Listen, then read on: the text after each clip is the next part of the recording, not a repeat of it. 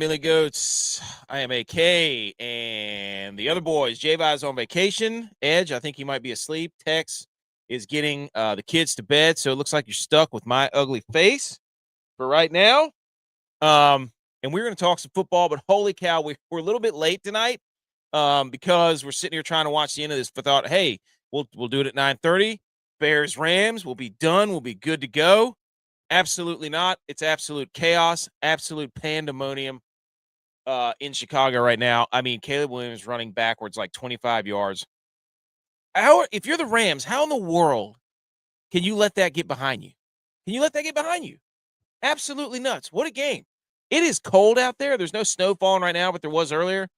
They are making this game look like it's not cold at all, just for the record. So this is episode 359. It's January 18th. 2026. Happy National Thesaurus Day. We're looking to see who's got the last spot in the NFC Championship. Bears get a stop right there. Rams got the ball first. I mean, I don't know what is in the water at Chicago, but team of destiny. I mean, another comeback from down 2 minutes or down with less than 2 minutes to go. So this is crazy, man. I mean, straight up, just absolute nonsense is going on right now. So you can see if you can't see me, you're listening to the podcast. We are, and B McCormick's here. You know, if we're here, B McCormick is here. Shout out to him all time. But yeah, let me hold on. I gotta fix some stuff. I forgot. There we go. I forgot to fix our colors and everything. I was all flustered. Just all kinds of nonsense going on right now. Good gosh, man. What a bunch of the Bills game started crazy. I thought we were going to get a second wind of a second round of playoff games where it's going to be outrageous. And then my 49ers, you can see I'm wearing a 49ers hat. Completely derailed. I take notes when I watch these games, people. And we're going to go down through each game, and we're going to talk about pretty much everything else. But I'm so distracted by this Bears game right now. I can't believe they came back. Like 4th and 4, you're the Rams. You've already stopped him once. What are you doing? What are you doing? You cannot let that guy. It's a controversial. Did he push? This and that. Uh-oh. So Bears are going to have a chance to go down and get a score and win this thing. Can the Rams defense hold? But we'll recap that one as it comes down. But I have some notes from that. Shout out Sean McVay wearing fingerless gloves out there to start the game. Also, shout out to the national anthem. They brought out the guy who sings the Blackhawks national anthem. If you don't watch hockey, guy was electric. It is so cold, man. We played one time. It was 0 degrees. We played in Montana. It was the last game I ever played. And let me tell you something. It is chilly once you get in the single digits. Whew, Jared Verse, a monster. But here's what we're going to do. Already been rambling for 4 minutes. We're just going to go back through every single game, and I'm going to go through my notes, and we're just going to talk about these games. I mean, CJ Stroud, what is Houston do with CJ Stroud? The 49ers, my team, ran into a buzzsaw. The Seahawks, McDonald, man, we'll get to it. And then the Buffalo Bills and the Broncos, I mean, talk about absolutely getting your season derailed immediately, right? Like I mean, Bo Nix couldn't even smile after the game. And then, of course, we have this game. So we're going to try to go down and go through all these. But let's give a shout out to our literal headline sponsor, Howdy Hats, at howdy.hats.inc. She makes all the hats for us. I'm not currently wearing one, but once football season ends, we'll be repping the back to the rope hats or the flat bill. I like the flat bill. The camo flat bill is awesome. So at howdy.hats.inc on Instagram, go follow her. And I just want to say, before we get into football, as we watch the Bears on this 3rd down, 3rd and 4. Oh, Caleb's moving. Is he going to get there? Ooh, big time collision. Whew. I don't know if they had him out short or not, but let's just say the boys are back. Hey, Cowboy fan on Twitch. Let's go. He's got his Ohio State right there for everybody to see. Brains of close friends may synchronize, which is why we often think about the same things at the same time. So if you think you and your boys are linked up, you and the girls are linked up, whoever it may be, science is starting to agree with you there. Agree with us, because we all agree. J-Vi and I do this all the time. He screenshotted something we were going to debate. We're going to save it for next week. But man, I'm so, and I had screenshotted the same thing like 30 seconds earlier, and we were like, we're twins. And here's the reason why. Neuroscientists suggest that close friendships can shape the brain in subtle, measurable ways, including tendency for neural activity to align over time. Using brain imaging, they found that people with strong social bonds often show similar patterns of attention, emotional response, and interpretation when exposed to the same experience. This alignment appears to grow out of shared history, repeated interaction, emotional trust, rather than in any single moment of connection. There you go. So we can think what each other is thinking. It's incredible. All right. I just wanted to shout out the boys because it's relevant, because when you're watching football, I just remember sending a message to the group last night. I was like, man, we're all sitting here talking football, and the group message is buzzing.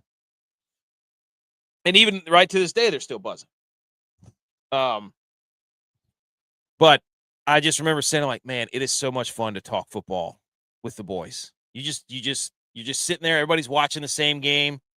It's the playoffs. You know, everybody's kind of dialed in. It's phenomenal. Okay.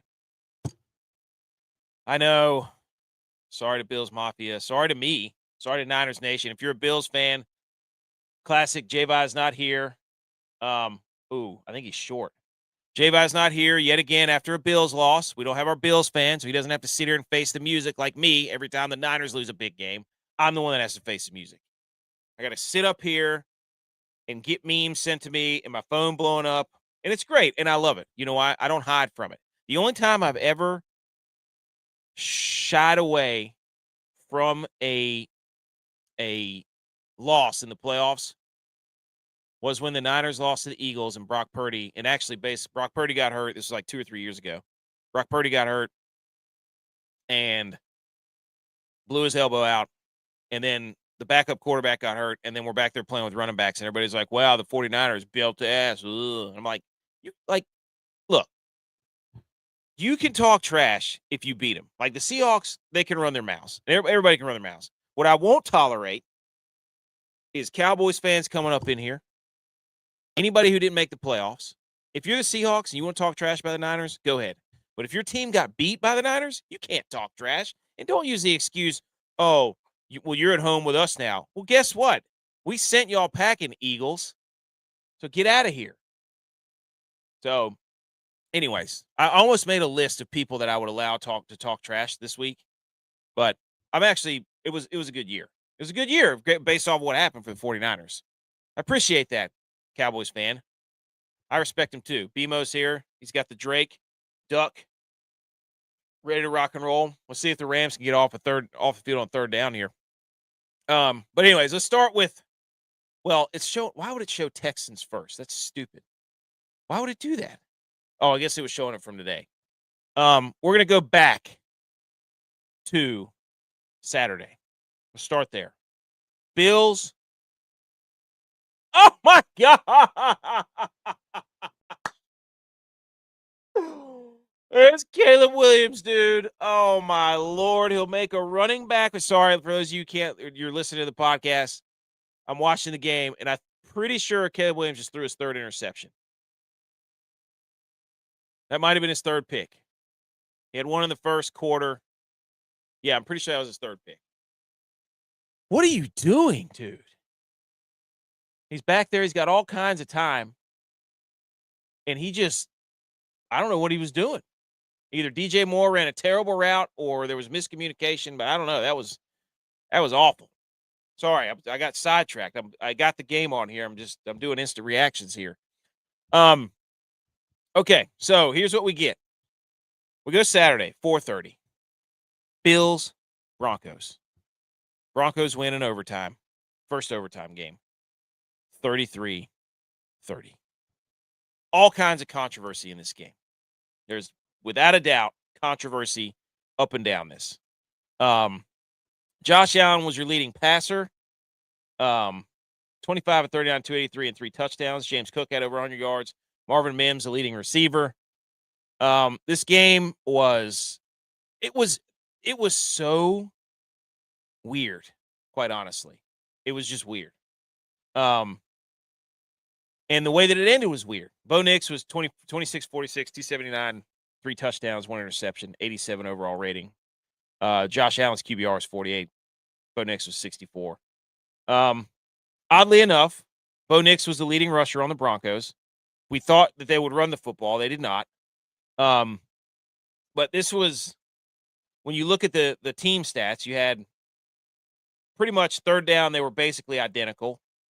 The Bills ran 10 more plays than them. Yards per play was pretty equal. Passing yards, they were comparable.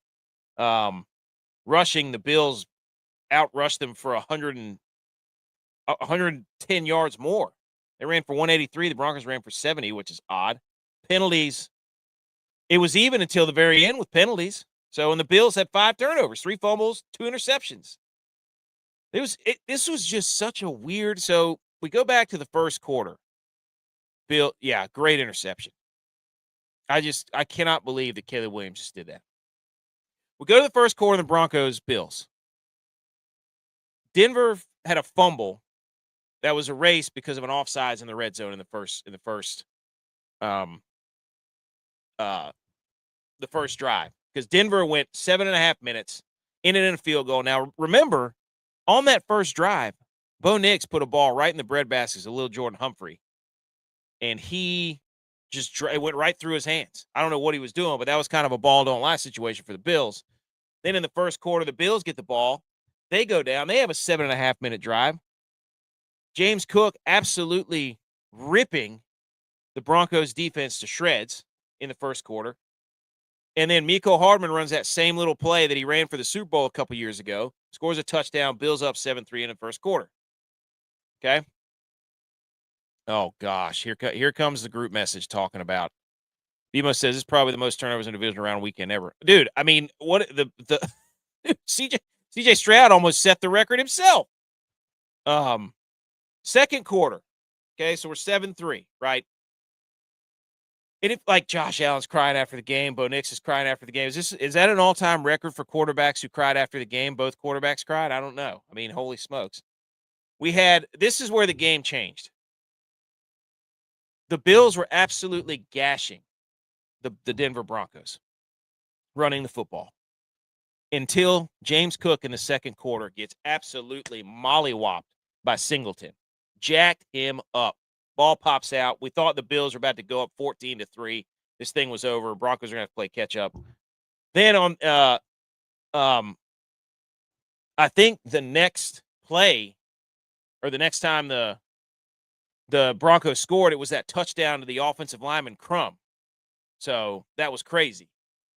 And he went flying and catapulting into the end zone. And then before the half, Denver had a half roll backside post to little Jordan Humphrey after Lewis for the Bills got hurt. People forget. This is another thing I was going to say. Coaches this week, you knew there was a bunch of good coaches in this divisional round. Tons of good coaches, because as soon as Lewis got hurt for the Bills in the second quarter, he went out for a play, I think. Savage came in, and they threw that little backside half roll to the right, backside post all the way back to the left, dime by Bo Nix. So, and that was on Savage, who was in coverage. And then the Bills are like, you know what? We're down. What were they down? Hold on. The Bills, they were down. Or it was 13-3 or 13-10 at that point. I'm pretty sure, or 17, maybe 17 to. Hold on. Let me see here. Yeah, we had the field goal touchdown, so it's 7-3. Then it's 10-10 because Matt Prater made a field goal. I forgot about that. Then that's 20 seconds left is when little Jordan Humphrey caught that half roll to the right, 29-yard pass back to the left from Nix. And then Josh Allen, the Bills get the ball back. And Josh Allen does I don't even know what he was doing. The Bills thought, hey, we've got a couple of seconds here. We got 22 seconds. Let's try to get in field position, get a field goal here. And Josh Allen is running and just zips the ball backwards, a backwards lateral. I don't know what he was doing. And then the Broncos get a field goal there, 50-yarder from Lutz. So it's 20-10, just like an epic disaster there for the Bills to end the half. Like it was, it was crazy. Like that's the worst possible way to end a half if you're a football team. So in the third quarter, we get another Allen fumble, right? Okay, that's when we said this was a season on the line drive for Josh Allen and I started doing this whole legacy drive, season on the line drive for Josh Allen because he, what happened at the end of the half was absolutely ridiculous. Like I don't know how many turnovers he had by the halftime, but it was crazy. I mean, the Bills had already had almost 2 or 3 turnovers by half. So he fumbles, and then we said it was a season on the line drive for Josh Allen. But he fumbled. I can't remember what happened with that fumble, but it was pretty ridiculous. And then the Broncos get a field goal. So the Buffalo defense holds because they went four plays for 2 yards. I think he got lit up. I'm pretty sure he got absolutely blasted from the backside, Josh Allen. And the Bills defense holds, so it's 10-23. And you're like, okay. Well, then we get Bills get the ball back. Throws an INT. Oh, there's Edge. Edge. What up, dog? Can you hear me? Yeah, I can hear. Well, I don't know. It's not through your mic. Sounds like. So, Nix throws an INT in the third quarter there after Keon Coleman gets a 10-yard pass, touchdown. So Keon Coleman finally makes a play after he dropped one earlier, which was a huge deal because that would have maybe got the Bills an extra play earlier. But Keon Coleman gets a touchdown pass, 23-17, in the third quarter there. But we had a big man INT, number 96, picked off Bo Nix. And then Josh Allen in the third quarter then throws another interception. So it was like Josh Allen kept shooting himself in the foot, dude. Like I don't know what he was doing. There's only so many times you can look. We can let Josh Allen slide by and be like, he's so talented, he's this, he's that, he's all kinds of stuff. You know what I'm saying? Oh, and then oh, I lost Edge. Edge was here, he's not here anymore. But there's so many. It's by this point, Josh Allen's got 2 fumbles and an interception, right? And it's just like, hey, man, eventually, wow, I think they're about to kick for the win here. The Rams are. But Josh Allen's fun to watch. But at a certain point, it's like, are you good there? Yeah, I can hear you now. I can't. Is your mic on? It sounds like your mic's there, but it sounds like it's. How about now? No. No? I mean, I can hear you, but it doesn't sound like your mic's. Jesus. Echoing. Damn, Caleb Williams, Rams win. Dude. What a game. I wasn't going to let you sit in here, get on the show by yourself without anyone jumping on. I don't know if they're in the comments or not. And not explain to yourself that all this shit talking all year long about how great Purdy was. Purdy's the greatest. Purdy's an elite quarterback. And then this is a non-ball. I'm going to go ahead and I'm going to stop you right there. This is a non-ball knowing take right now that you're about to come on. No. This is 100%. You're going to try to come after Brock Purdy. You come up here all year long and you said Niners are so great. Purdy's the elite quarterback, and then the score is 41-6. Like I fell asleep at halftime. It's a non-ball. That's a non-ball knowing take. That's a non-ball knowing take. That's all you got to say. That's a non-ball take. That's all you got to say. Well, you didn't watch the game. Yeah, I couldn't. I fell asleep because it was a snooze fest. Well, yeah, because Kenneth Walker had 400 yards rushing. Was Brock Purdy supposed to set the edge on defense? And all you could do is he supposed to run down there and touchdown? All you could do is score kick field goals. Is Brock Purdy supposed to tackle the dude on the opening kickoff? I mean, what are we doing here? Think about this. Sam Darnold is going to have a chance to play at the Super Bowl. Sam Darnold didn't do shit. That's your non-ball knowing take. I knew you were going there. Sam Darnold didn't do a damn thing. Cancun right now. Sam Darnold didn't do a damn thing. Sam Darnold gets credit for having his name on the group project. He didn't. He does, yeah, 100%. That's how you got through. They could have put me. They could have put me or you back there. Doesn't matter. Sam Darnold had Jackson Smith and Jigba. That defense made the Niners look like an absolute losers, and they didn't deserve to be there. They didn't deserve to be there. Half their team was gone. I'm not disagreeing with you. The Seahawks whooped their ass. What do you want me to say? Yep, I'm just. But it didn't have anything to do with. I wasn't going to sit at home.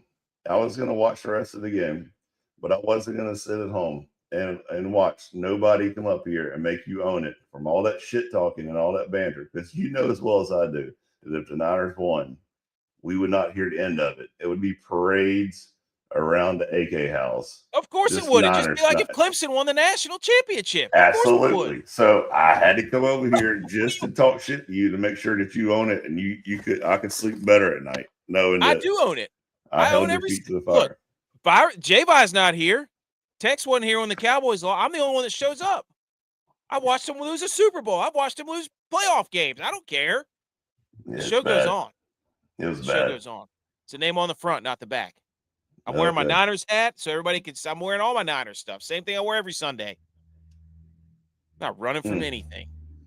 You already got the tickets to Cancun playing? If somebody comes up here and says Sam Darnold, what again? Sam Darnold didn't do. Sam Darnold he didn't do jack.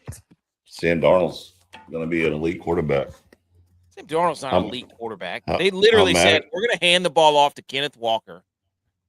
Okay? We're going to hand the ball off to Kenneth Walker 73 times. Because the Niners can't stop outside zone. I lost your mic there. He says you're muted.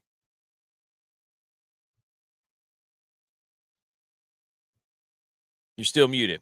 See, look, he got so flustered. Can you hear me now? Yeah, I got you now. Dude, I swear, man, this thing is ridiculous. How mad are you going to be that the Seahawks are going to potentially win a Super Bowl in a Niner stadium? Dude, what do you want me to do about it? I would hope they would. I mean, the 49ers don't have anybody left. They're out there with the backup to George Kittle got hurt. He just hurt his hamstring running down the field. Yeah. Apparently they got terrible strength trainers over there at Niners. Apparently they do. Apparently they do. I don't want to live out there. Are you kidding me? Would you want to live out there? Just do it remote. Yeah, video, Zoom call, everything. Hey, enough about me right now. I didn't even get to that game yet. I'm over here talking about the Bills. Sorry. We're not going to rag on J-By? You want to come up here and rag on me? J-By didn't even show up. Yeah, well, I mean, dude, let's talk about J-By, okay? Because all game, I didn't text him. I didn't get in the group chat. I left everybody alone. And then, I knew that he wasn't in his usual place, sitting in the house, eating his wings and his sausage dip. And his wife picked him up and moved him to the beach for a family vacation with her family. So he's there with the in-laws, his brother-in-law, and his sister-in-law's boyfriend. And I was like, oh, no, this isn't going to be great. Like J-Vi, I probably need to check on him, but I don't want to text him right now. So at the end of the game, I texted his wife and I said, is J-Vi alive? She sends me a picture of him just cheesing, grinning, having a good old time. He was in his feels, man. I'm wondering if he's a true fan. Like, did he know the end was coming? And he said, hey, we don't have a chance in this. Let's just go on this vacation with your parents and, all the in-laws and, go out there and have a couple cold beers to playing golf and knew that the game was over before it started. That was, dude, that whole thing, the whole way the Bills game ended, they collapsed. They blew it. I mean, where do you stand on that? So in the fourth quarter, Kincaid had the touchdown, I think, to go ahead. The Bills scored 13 points in the fourth quarter. We had a hook and ladder with 30 seconds left. In the fourth quarter, in the end zone, there was a PI that was called on Brandon that wasn't called on Brandon Cooks that could have been called if they were going to call the one like they did in overtime. For real, yeah. Like And then Josh Allen had Dawson Knox with 10 seconds, wide open, and he overshot him. Just same thing like he did against the Chiefs a couple years ago. He underthrew, I can't remember what his name was, underthrew him like right at his feet. I think it wasn't Stephon Diggs. I don't remember, but Josh Allen he could have won that game by hitting Dawson Knox in stride there, and the game's over. Well, but instead he missed it. There's a bunch in that game that coulda, woulda, shoulda. Like, if Josh Allen didn't fumble the ball, they wouldn't the Broncos wouldn't have been able to kick that field goal. They would have saved them 3 points down there before halftime. It's a bunch of coulda, shoulda, wouldas. But I think the refs got involved too late, too heavy. And I think Butch said something in text messages about that. But he said it was consistent. He goes, I don't care if you call it, but just be consistent. That one on Cooks before the game before it went to overtime. Yeah. That was the same damn play they called on the exactly. And I don't care what they say or how they try to spin it. He was down by contact when that strip interception or whatever the interception from McMillan and Cooks. Yeah, that he's down, dude. And they just had it tonight. When who was that? God dang it. My mind Devontae Adams. Yeah, he was down, so and they even said it on the television. It was like, oh, the Bills fans are mad right now because this is the exact scenario. And I was like, well, no shit. I'm not even a Bills fan, and I'm over there yelling about it, Yeah, it was. It happened to Ricky Pearsall too in the Niners game. Like he had a sliding catch, and it kind of rolled in his hands. And I saw 2 or 3 catches there where the balls moved. I'm like, dude, if you're gonna call it, make it consistent. You know what I'm saying? Like, make it consistent. Yeah, I agree. I mean, and honestly, I feel like at the end of the game is when the refs should take a step back, because it's at the end of the game. Like, you've already the first 4 quarters, you've already kind of established, hey, this is how we're gonna run the game, this is how we're gonna play the game. This is what I'm calling, this is what I'm not. The last 5 minutes, that's when you sit there and say, hey, we're gonna let them play now. This is the end, But yeah, I mean, instead they literally changed the season right there, and I'm not a fan of it. I'm never a fan. Usually everybody thinks, oh yeah, you're just a typical Clemson fan because you're bitching about ACC refs, but no, this is literally, I saw it multiple times. Like, the only game I didn't see it in was the one that just finished. I mean, we saw it in you can call me a homer or whatever, but I'm sitting there. I saw it in the 49ers game. The game's still 17-6. And we're still like, okay, they're whooping our ass, but it's like, it's not over yet. And I think it was before the half, and the 49ers, they get a defensive holding. It wasn't over yet because it was only the first quarter when they had 17. No, it was second quarter. It was second quarter. And so it's before the second quarter ends, and there's a defensive holding on a third down. The 49ers they just kicked a field goal. The defense comes out flying, and then a defensive holding negates a third down stop. And I'm like, okay, they get the ball back there, get some more points before the half. Then it's a one possession game. But no, they throw a flag on a third down, and I'm not saying it just because of the Niners. And then later in the day, there was a pass interference called against Houston, and that led to a touchdown too. So it was like, when the refs step in on a third down that's crucial, generally that ends in a disastrous touchdown for the team that was penalized. And it just sucks. What really sucks though is the players are held very accountable in the game, for flags and all that stuff too, but they also get fines after the game. There's no repercussions for these referees. They're like, yeah, sorry, shit happens. I'm like, what are we doing? What? How come they don't get dock pay? Like, hey man, you destroyed this call. You destroyed their season. You changed the outcome of the game. We're gonna dock you $50,000. And the cornerback for the Bills at the end of the game was just letting the ref. He threw his helmet off and was just letting that ref have it. Like, what are you doing, dude? Yeah. You let him play all the game, and then it was number 7.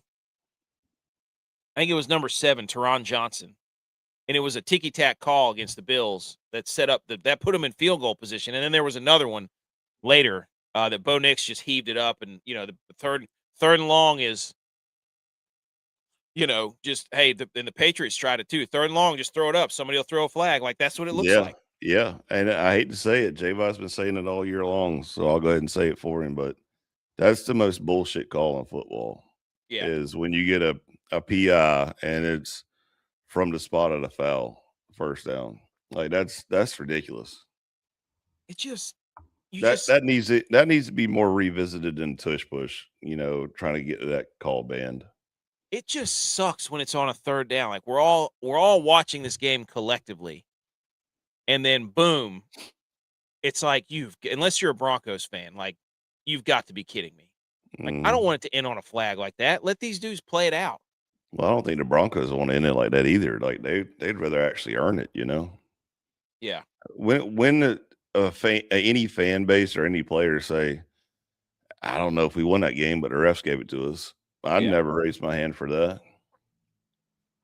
That was stupid. I mean, has there been times where Clemson's actually got a flag in their favor, and I took advantage of it? Yeah, absolutely. That's great, but I'm not going to sit there and say we beat the shit out of them after that.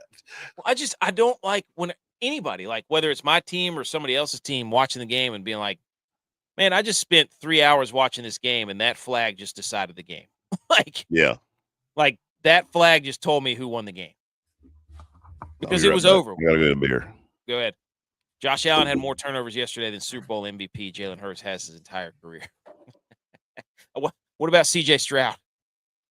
So the Bills lose, and it's just, where do the Bills go from here? Is Sean McDermott going to get fired? I mean, how much can we stand up for Josh Allen? I mean, not me. I mean, Josh Allen. I mean, we got some stuff coming up here in a second.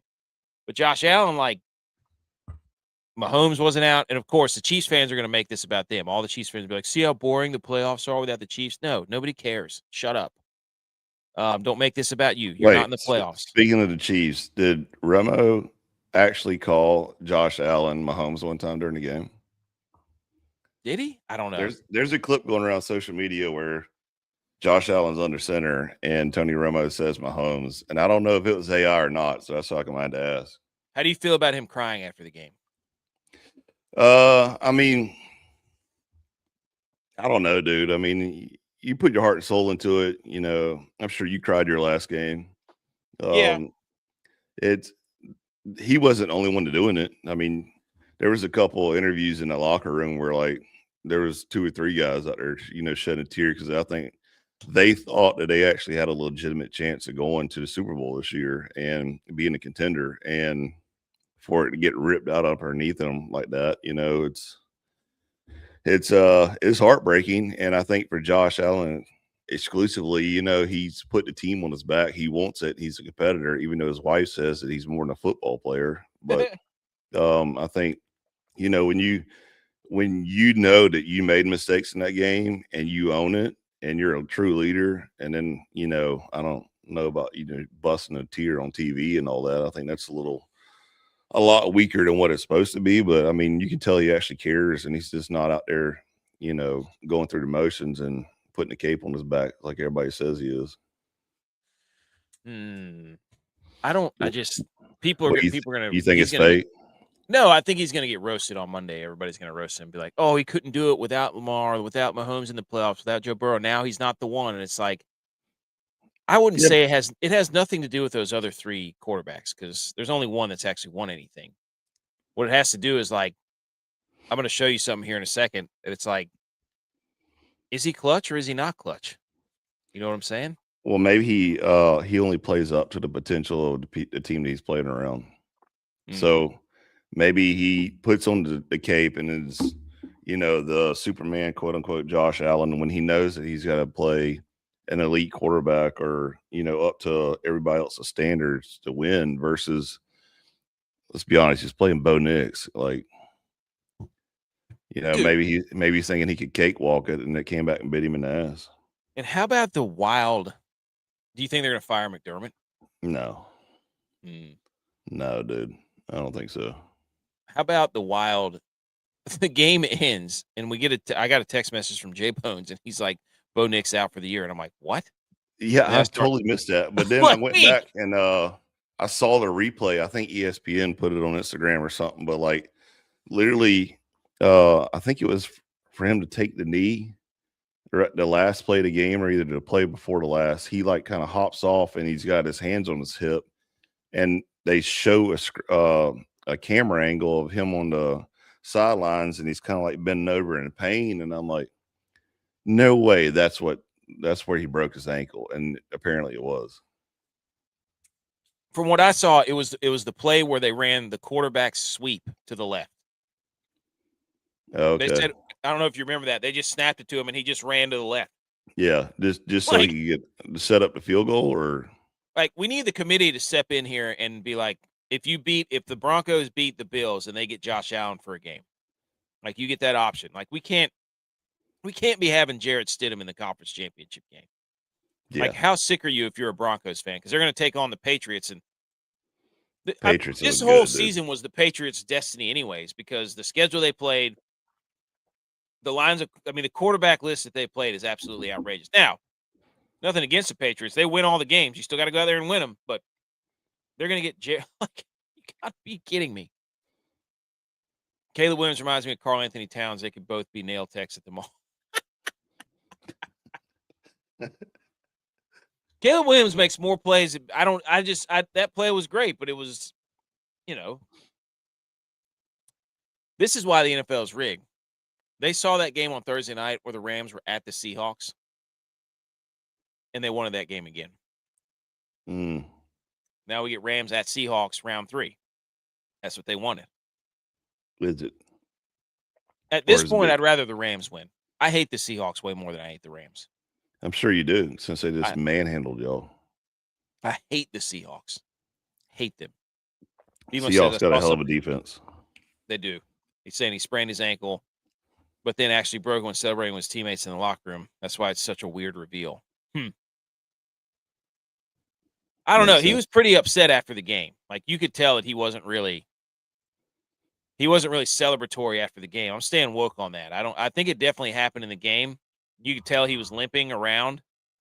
Even whenever he did his post-game interview on the field, it was kind of very weird. So it's like, is there some rule that we can implement where we don't have to watch the Broncos without their quarterback? We need to call Phillip Rivers. Can Aaron Rodgers get traded there real quick? We got to figure out something, dude. Jameis Winston, dude. Oh my gosh, dude. Jameis Winston would put butts in the seats for sure. So, but Nick Foles said, though, on a positive note, going into the game versus the Patriots is that they struggle against backup quarterbacks. Yeah. Nick Foles just said that about the Patriots. Joe Flacco, bring him home, dude. Good point, John.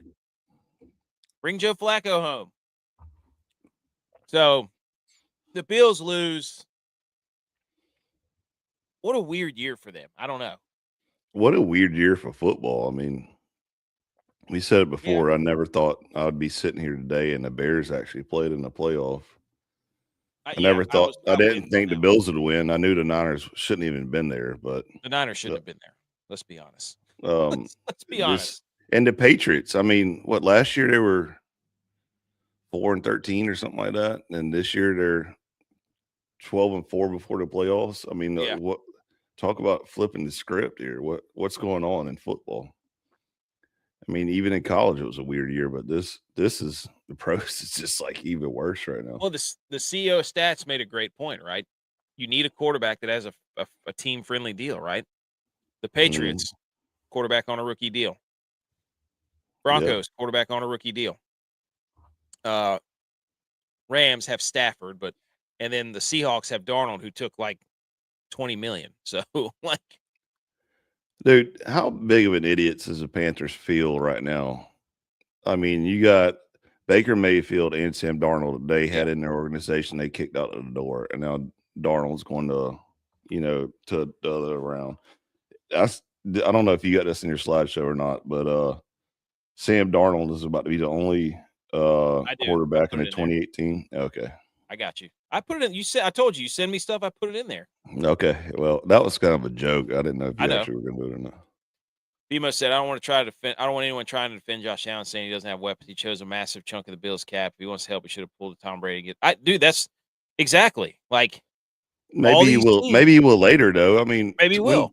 When did Tom Brady start taking cuts in the salary, dude? I mean, he's been there since he was 40. You know, like maybe the next contract he'll sit there and say, "Hey, go get some more weapons. I'm good. I'm getting paid right now." But I mean, all those players that they're like, "Oh, Josh Allen, so and so is not in the playoffs anymore." It's like Lamar Jackson's got his big contract that's hitting, and he needs a new contract. Pat Mahomes, his contract's about to start hitting.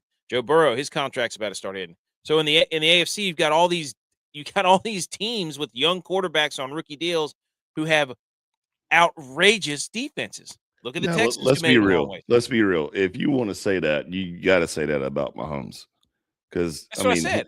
He's got. I know, but I'm just talking about BMO. Like, if BMO is going to say that about Josh Allen, you would have to say that about Mahomes, because he took what, $500 million. I mean, he's set for the rest of his life. He can sit there and say, just cut my contract in half and go get some other people, so that we can win. Because the Chiefs are about to lose a lot of their players, including all the Swifties, since I'm sure, the Swifties boy is about to retire. Like, I'm pretty sure the Bills, the Rams, and the 49ers are actually the anomaly to this, because the 49ers dumped all their salary this last season. They got rid of all their players. And the fact they made the playoffs and won a playoff game, I'm like, that's pretty damn cool. And the Bills the same way. Like, you can't, like you said, you can't sit up there, or BMO said, like, I can't sit there and be like, the Bills have to go get a number one wide receiver. It's like, no, they have to draft a number one wide receiver. No, they can't pay anybody to come up there. They don't have any money. So I don't know. But clearly the new way is right here in front of us. I mean, and the Patriots and the Texas defense, I mean, they almost won that damn game without a quarterback. Yeah. All right, let's move to the 49ers. 41-6. 41-6. Buddy. Anything else on Bills Broncos? I think we're good there. Weird Bo Nix stuff. Hey. Yeah, I mean, no, we're good. It sucks for Josh Allen and the team. I was expecting him to go further, but hey, first play of the game, kickoff. 49ers special teams, right on cue. I thought it was fixed. Nope. Kick it short to Shaheed. Out the gate. Look, and I'm just like, right then, I looked at my wife and I was like, this might get dirty quick. Right then. And then I think 2 plays later, the defense just stood y'all up and made y'all look like idiots. And I was like, this is going to be a snooze fest. This is going to be a disaster. And Wifey's sitting on the couch and I'm sitting on the recliner. And I kind of leaned back to see what was going on in the group message. And then I kind of looked up again, and it was just getting manhandled. In the first quarter, it was 17-0, I think, or something like that. And I was like, yeah, this is going to get ugly. I can't wait to talk shit to AK. Here's what happened, okay? Yeah, go ahead, break it down. I'll shut up. Here's what happened. I sent you the picture, right? I set up this whole outdoor viewing space. Yeah. Okay. It looked good too, by the way. I was proud of it. River over here. Yeah. Fire I built. Little outdoor rope lights. Yeah. Projector screen, rope lights, s'mores. And I had a cigar that I was waiting out. And I spent, I don't know, 30 minutes to an hour chopping wood, setting everything up so I could sit out there and smoke a cigar and watch the game. Now, wait. Before you go any further, did the kids come out there and watch the game with you too? They were out there. Oh yeah, they were. Everybody's like, let's watch a movie. And I was like, no, I didn't. We didn't set all this up to watch a movie. Are you kidding me? Playoffs. The kids lasted maybe the first quarter. Or like, we got the fire going. This is football. I moved the football room outside. And I'm telling you right now, dude, when they returned that kickoff for a touchdown, I looked at my father-in-law and I was like, this is not good. This is not good. And so I sat out there with him and I was like, I'm not going to waste a cigar on this game. Like, once I saw they couldn't move the football, I was like, I'm not wasting a cigar right now. So I set that whole thing up to sit down and watch the 49ers play football. And then I had to go out there and clean it up all sad because it's starting to rain. I went back inside. Yeah, I went back inside. I was like, dude, I am not wasting a cigar, nothing on this effort that I just like. They're not getting anything from me. Like, I almost went and shaved my beard at halftime because I was trying to get the mo going. I was just like, this sucks. Like, I understand we're completely depleted. Like, we have nobody. We're out there with freaking linebackers 6 and 7. Oh, 6, the 7. memes going around about the Niners is hysterical. I mean, Dude, yes. pulling them out of Incredible. nursing home, showing up in, wheelchairs and Somebody sent me crutches one and that said everything. they drafted an orthopedic surgeon with their first round pick this year. I was just like, it's, and the Seahawks get to dance and do whatever they want. Like, it was funny. It was good. So, but what I kept telling myself, like, this sucks in the moment, but it is funny. Like, because that's what sports are. You got to run your mouth, but you also got to be able to get up here and take it, dude. Mm-hmm. Got to be able to take it. So, but the first quarter, the kickoff return, and then, okay, we get the ball back. We're driving. 4th and 1 in the first quarter, and all of a sudden, we complete a pass to Juwan Jennings, and he runs out of bounds, and they blow the whistle, and they're like, wait, timeout. And I'm like, are you kidding me? Timeout halfway through the freaking play? You gotta be shitting on a stick, pal, that you can blow the damn whistle in the middle of a play. Yeah. I lost it. I was just like, are you, like, what are we doing here? I knew we were screwed from that point. I was like, the kickoff return and then that. And then here we go. We're driving again, okay? We're not dead yet, right? Okay, so we get hosed on the 4th and 1. It looks like McDonald got it in before that, but still, that place is rocking too, by the way. But okay, we're good. We're not dead yet. What is it? 7 to hold on, let me get to it. I can't remember. I'm trying to keep up with it. Okay, so it's 7-0 still. All right, we're not dead. What does Tonjes do? Fumbles the football in the first quarter. Great. Kent, that's great. That's exactly what we needed. We needed a fumble. Complete idiot. Like, you got one job. Hold on to the football, dude. So it was 7-0 until 5 minutes to go in the first quarter. Then it was 10-0. Okay. And I think after the fumble from Tonjes, that's when the Seahawks scored their second touchdown. And it was 17-0 at the end of the first quarter. I'm like, oh my gosh. Then the 49ers go down, they get a field goal. But that first opening, Pearsall in the second quarter had an incomplete pass. It was controversial because it was, again, one of those ones that catch and roll over, the ball kind of moves, and all of a sudden, hey, that's an incomplete pass.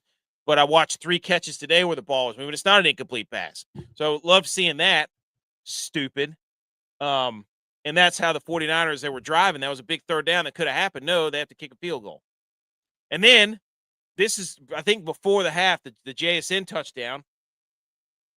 Second quarter, that's what I was talking about, that big third down, big stop. Niners get some points on the board. We're going to get the ball back.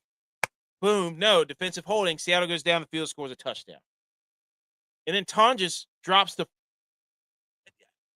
I was so mad at that defensive holding because the very next play, Shaheed takes a big play, reverse, like 40 yards down the field.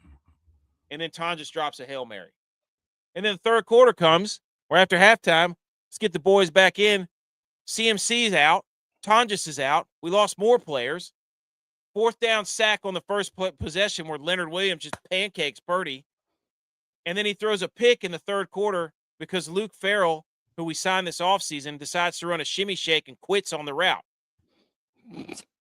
Yeah. Oh my gosh, dude. I had so many notes written down. But at this point, so it's 17-6, 17-6 in the second quarter. That's where I was getting so damn mad because I'm like, if that defensive holding didn't happen, it was 4th down, we get the ball back, we could at least get a field goal before half. Then it's a 1-possession game. But no, the stupid holding, then the giant play to Shaheed, and then Kenneth Walker gets a touchdown. And it's 24-6 at half, and it's like, and then we get stuffed on the first drive coming out of halftime because we have to go for it. We didn't even punt this game. Did you know that? Actually, we didn't even get to the red zone. 49ers didn't even get to the red zone. Yeah, I know. 0 for 3 on 4th down. No red zone trips. A bigger problem here is not the 49ers were injured as hell. It was the 49ers scored 9 points the last 2 times they played the Seahawks. Their issue is they have no playmakers on the outside.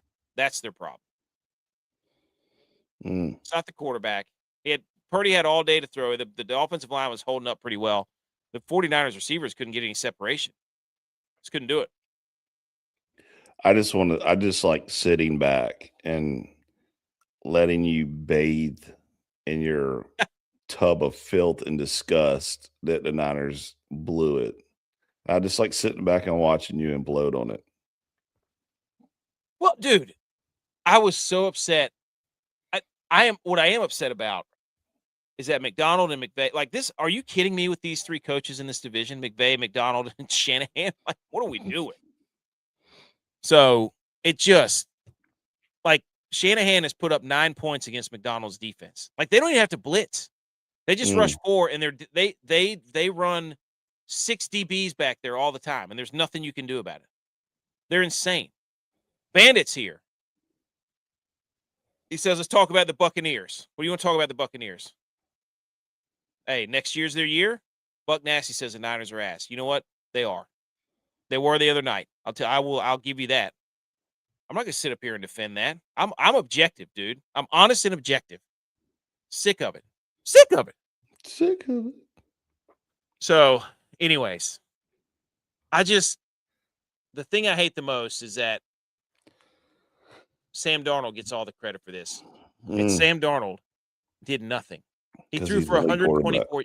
He threw for 124 yards. 124 yards. That's all he needed to throw for.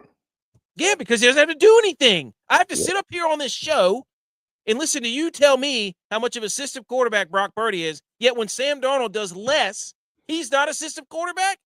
Give me a break. He saw that the Niners were complete garbage, and he's like, I'm going to save my shoulder. I'm going to save this.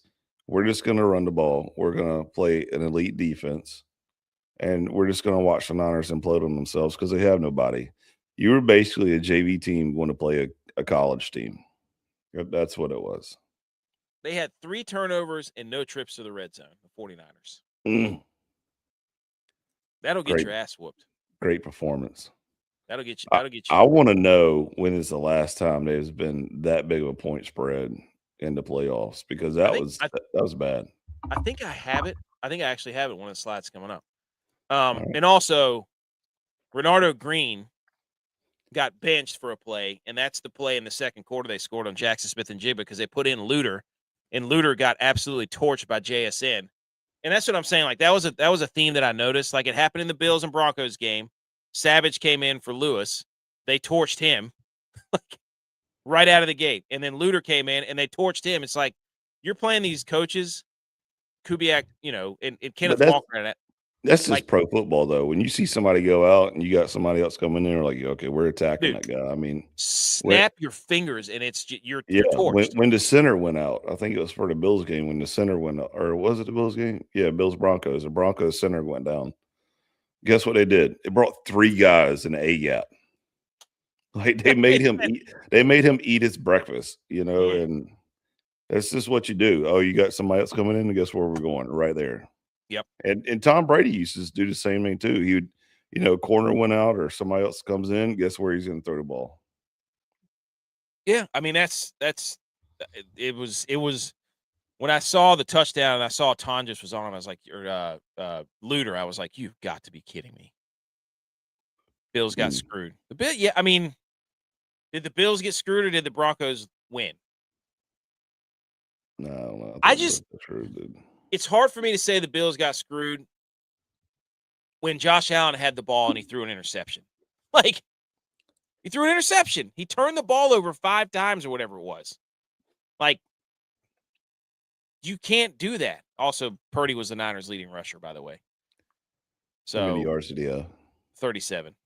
That's disgusting.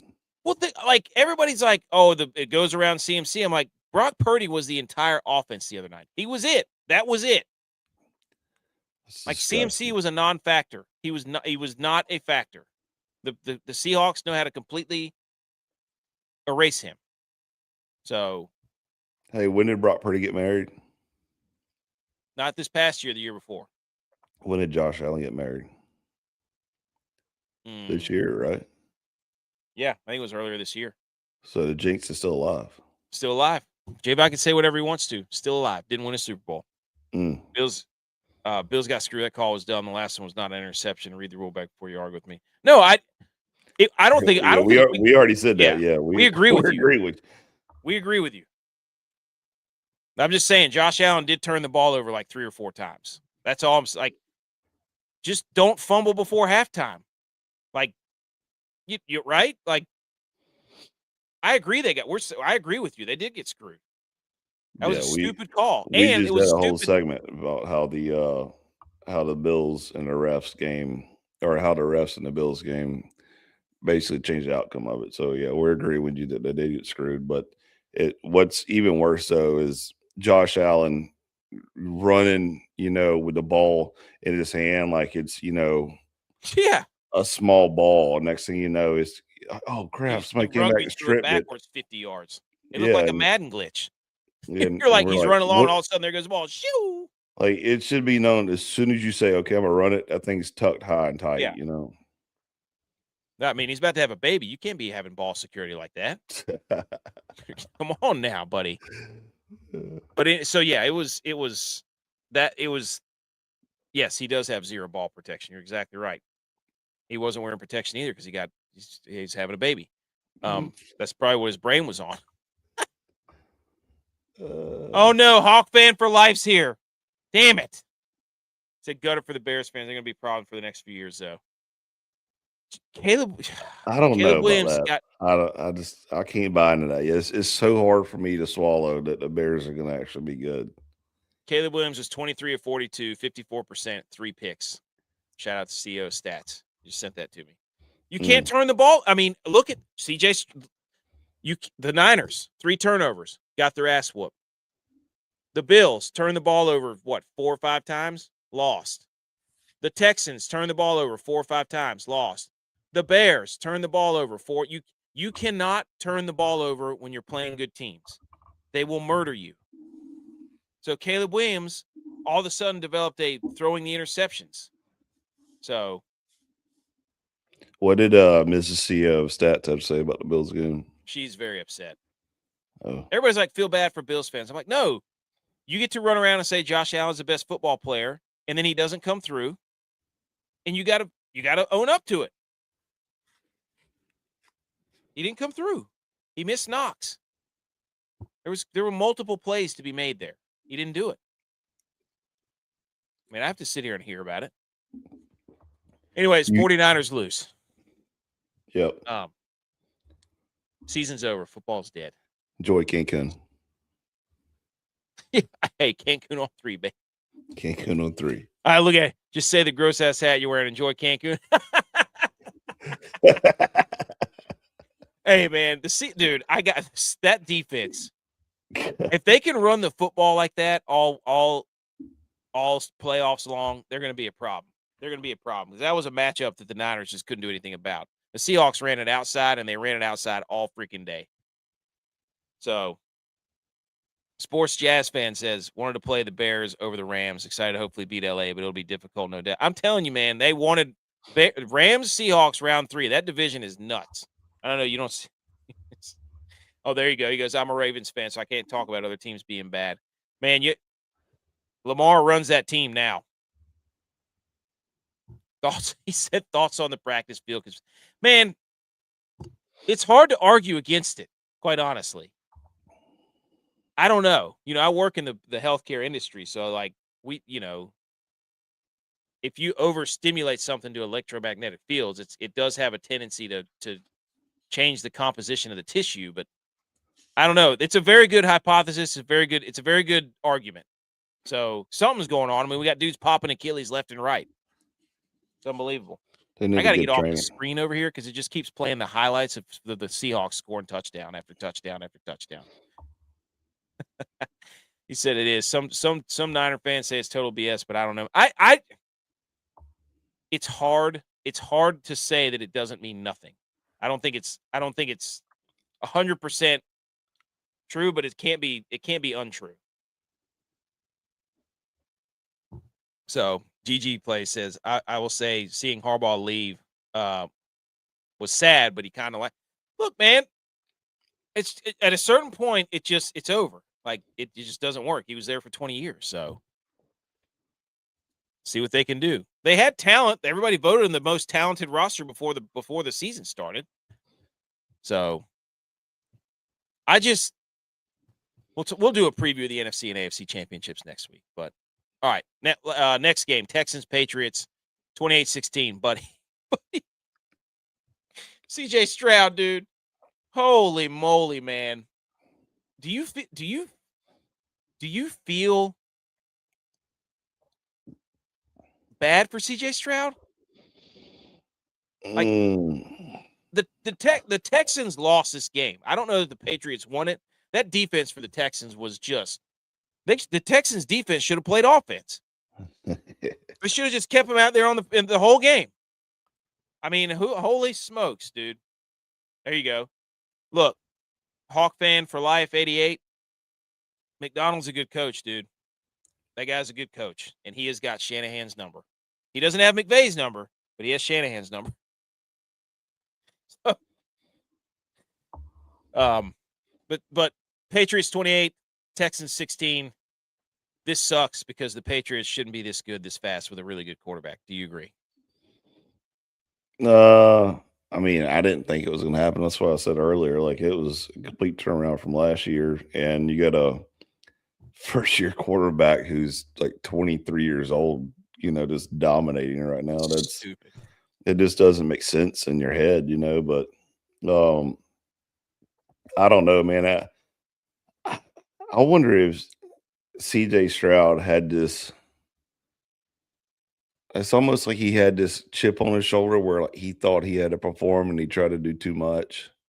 But we said it all year though. He camps out back there. Like he holds the ball for an eternity when he doesn't have to, and then he does it to himself. Like you're telling me there's nobody in that quarterback room when they're watching film saying, dude, what are you holding the ball for? Like, are you waiting for a U-Haul moving truck to come up there and catch the ball or what? Like it's insane that, I think he's got great potential. I think he's a hell of a leader and he could dominate if he wanted to, but he's just got to be quicker. Yeah. I mean, but it's just, you can't turn the ball over 10 times in 2 playoff games. And Ryan Clark got up there at halftime and was like, this is what CJ Stroud's, you can't do this. He's got 30 minutes to prove the rest of it. Dude, he had 5 turnovers last game. He has 4 already this game. It's over. Like he's got the yips. You know what I mean? It's more than the yips. I could tell you that.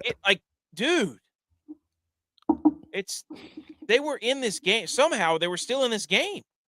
Yeah. Hawk fan says we got the Golden Goose and McDonald, but still coaches out there. Niners DC is Saleh's gonna be a good coach, but they knew McDonald was the guy when he was the defensive coordinator for Baltimore when the Niners had like 4 turnovers like 2 or 3 Christmases ago when they were playing the Ravens on like Christmas, and it was like the MVP game between Purdy and Lamar. McDonald was the defensive coordinator for that game, and the Hawks were like, that's our guy. But yeah, so this game, dude, they both go 3 and out to start. New England had a 4th down touchdown on the second drive. It was a beautiful throw in the first quarter. Drake May throws right into the blitz to Douglas, and he takes that little slant route straight up the seam. Boom, touchdown. The play of the game, though, in the first quarter was whenever Danielle Hunter strip sacked Drake May, but they couldn't get on the ball. They did not recover the football, and I think they were able to punt it away after that. And after they punted away, Stroud threw a pick. Yeah. And then right after Stroud threw that pick after they strip sack, made him punt, he throws the pick, and then the Texans caused another fumble after he threw that pick. It's like the Texans defense has given the CJ Stroud in the offense the ball like 4 times in the first quarter. It was ridiculous. Perfect meme that you sent out though. It's like, I think I got it in here. I'll show it in a second. Oh man, that was perfect. Hawks fan, I don't know if it's Purdy. It's Shanahan. Purdy was the only person out there making any type of plays on that game last night. I'll tell you, if like I Is have no problem Shanahan the guy from Waterboy? You know, like when the two coaches rubbing his nipples. No. Oh. The two coaches are like playing each other, and the coach that's on the Waterboy side is like has to like envision the coach across the field as like a little Oh, yeah. baby head in order to do something. Yes. Yes. I got your book, boy. Well, I mean, McDonald knows, like, take away the middle, take away the seam, take away the middle of the field, like they know. But so the second quarter, Kirk has a touchdown. So we're like, all right, CJ Stroud, he threw a nice out route, boom. And then in the second quarter, what's he do? They get the ball, they have the lead. It's 10-7. CJ Stroud's backpedaling, tight end gets tripped up, and then he just throws the ball straight up in the air. Yeah. Well, So I think it was tipped, wasn't it? it was a pick. No, not that one. That was the one where Oh. CJ Stroud was running backwards and he threw it, and his arm, I think his arm got stopped, and it just went straight up in the air, and it was a pick six. Yeah. So, and then Diggs had a nice catch before halftime. That was awesome. Nothing really happened. I didn't really pay attention to the third quarter of anything that happened to note, but it was 21-16 going into the fourth quarter. I'm pretty sure. Yeah, it was 21-16 going into the fourth quarter, and that's kind of when Keyshawn Boutte put the game away. Like, somehow the Texans were still in this thing. He made a one-handed. Oh, that was a pass interference where Drake May tried to throw a back shoulder fade. But and then they called the pass interference on Stingley. So what happens the next play? One-handed touchdown to Keyshawn Boutte right after the PI. Like, and then the Patriots just ran the ball, and it was 28-16, and the Texans punted with 4 minutes to go, down 12. What a bunch of idiots. Yeah. What are you doing, D'Amico Ryans? And I get it was like 4th and 15 or whatever, but anyways. So, anything else on Patriots, Texans? No. What do you do with CJ Stroud? Benching. Would you have benched in this game? I mean, Yeah. what is there, 8 billion people on the planet, and everybody in the world said bench CJ Stroud in the second half, except for 3 people. And that was CJ Stroud, his mom, and like his brother. Like, I don't know if I would have benched him for the second half, but fourth quarter he would have sat for sure. what a weather game too, though, by the way. Yeah. Oh, dude, that's got to be miserable. I mean, the first quarter it's cold and rainy, and so you're already getting wet, and then it's like snows, so you're either getting more wet and it's getting colder. Dude, that's just miserable to play in. Mm-hmm. Awful. He said I would rather play in a warm, rainy game any day of the week than a wet, snowy game. Dude, wet.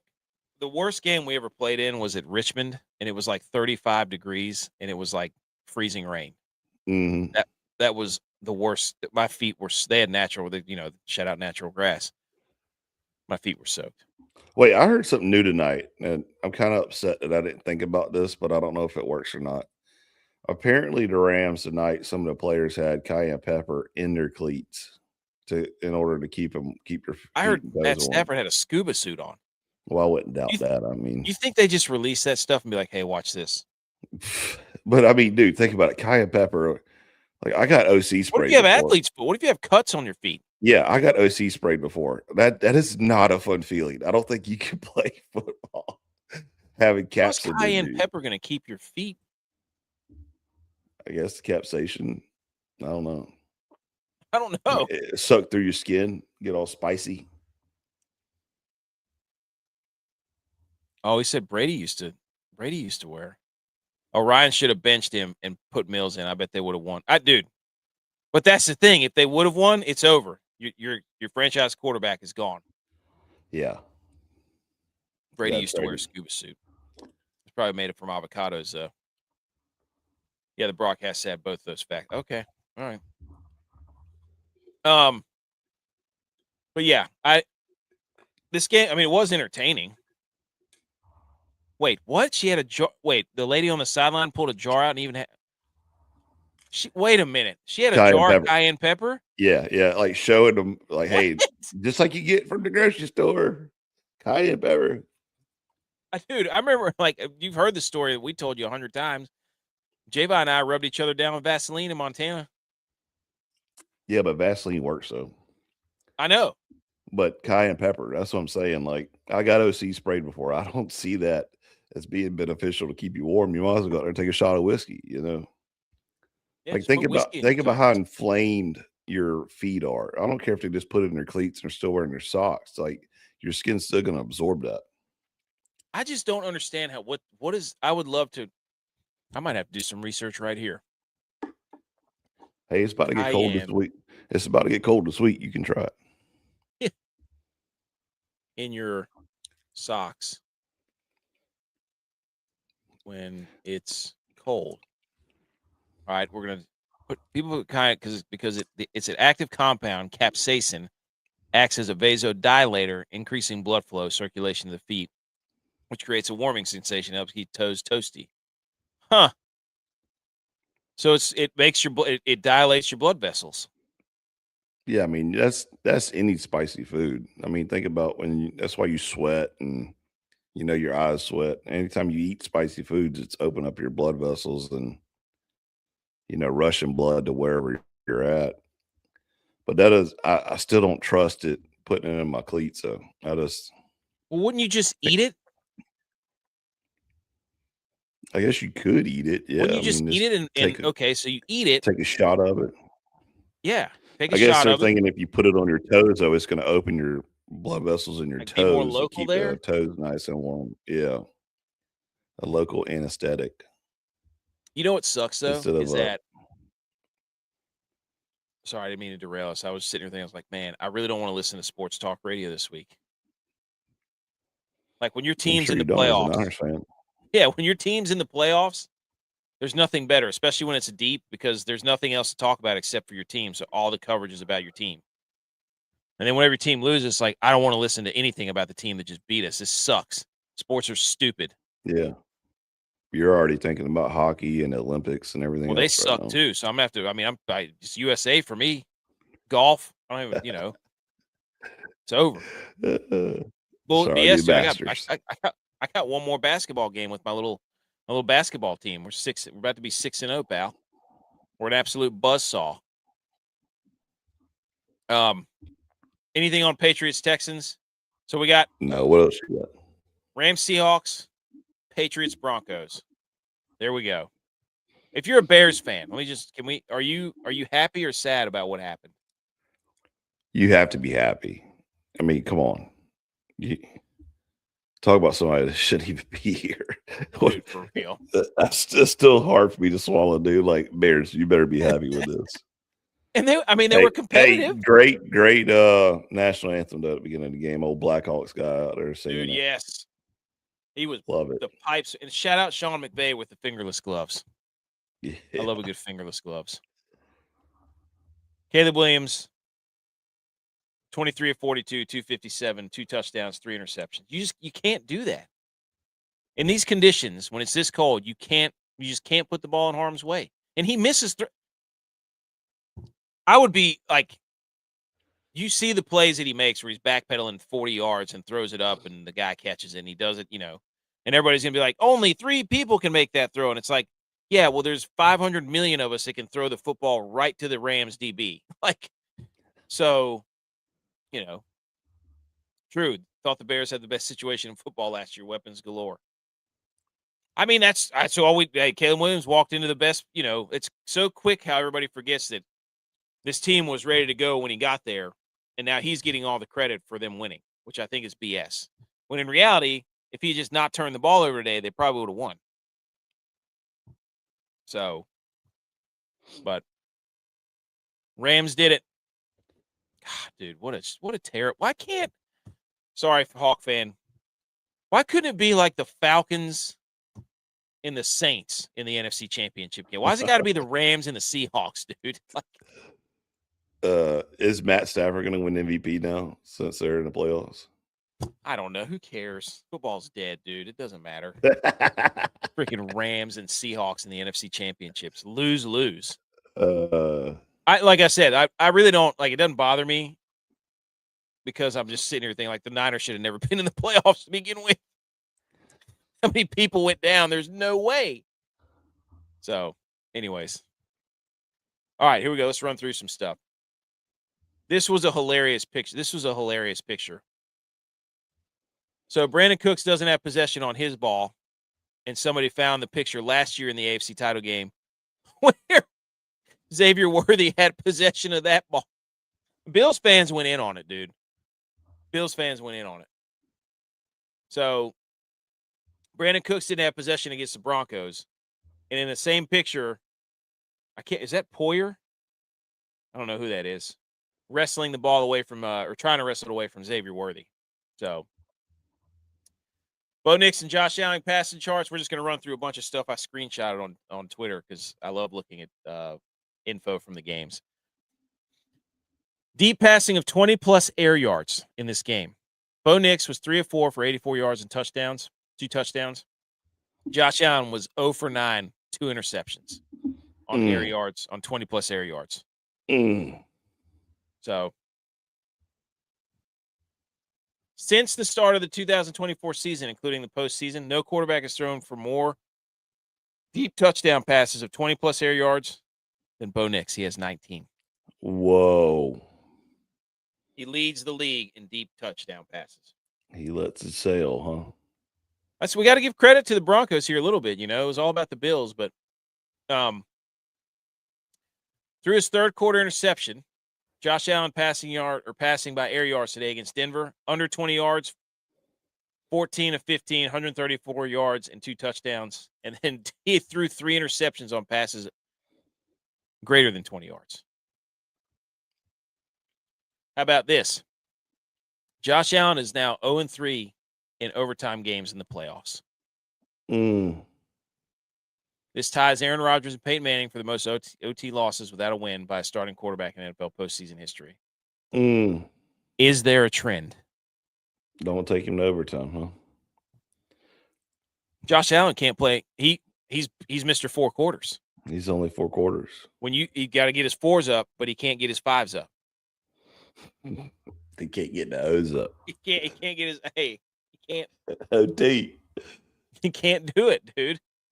What if he had a Superman cape with OT on the back? He's got to do something to change his OT. Like you can't be the guy who can't win in overtime.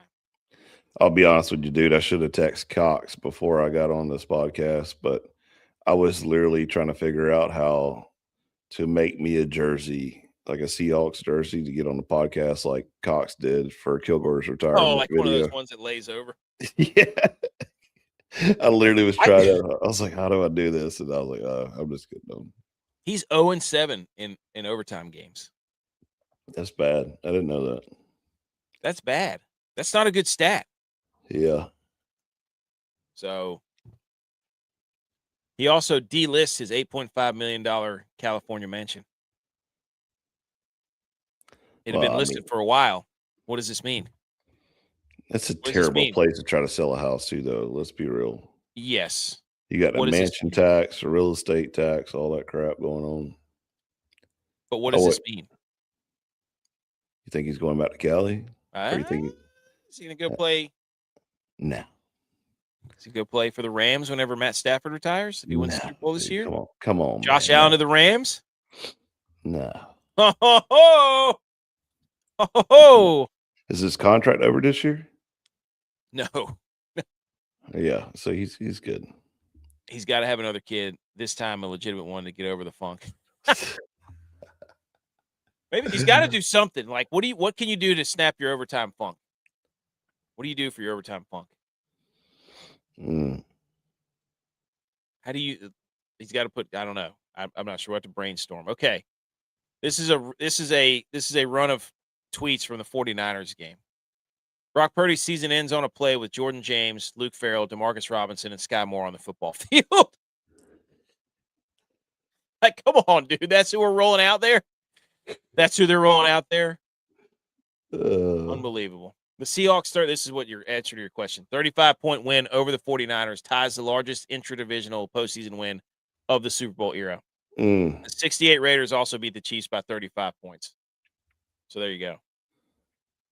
Brock Purdy ran 413 yards on 33 dropbacks per the Fox broadcast.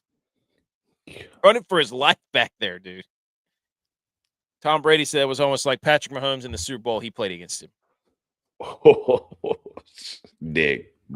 Oh yeah, Tom Brady, just a little salt there. Patrick Mahomes was listening to that. Yeah. Probably not at that point though, because the game was way out of hand. Shanahan has coached 163 games for the 49ers. His team has only been held under 7 points 4 times. 2 of the 4 have come in January 2026 against the Seattle Seahawks. Kenneth Walker ran for 116 yards, recording a 63.2% success rate, second highest in a game in his career. Charbonnet got hurt, and they kept going outside. They were like, the 49ers can't stop outside run at all. And they just counter and off tackle all night. Here you go. This is from Edge. He found this on Instagram, I'm assuming. Yeah. And he says, Sam Darnold is about to be the first quarterback in the 2018 draft to get to a Super Bowl. That includes Lamar Jackson, Josh Allen, Baker Mayfield, and Sam Darnold. Dude, think about that. That is insane. He's insane. Not a good quarterback, so he doesn't command a lot of money. All the other guys command money because they're good.